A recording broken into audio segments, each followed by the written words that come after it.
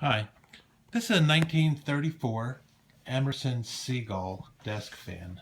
It was made in the height of the Great Depression, but it's still a very nice fan.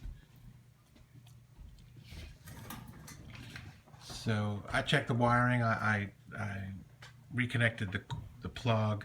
There was a loose wire on the switch. The the main motor was jammed up solid, so I had to clean the bearings and realign the bearings. Put new grease in the gearbox in the back that does the oscillation back and forth. Cleaned it up, aligned the blade. Uh, one of the blades was bent a little bit and one was twisted a little bit,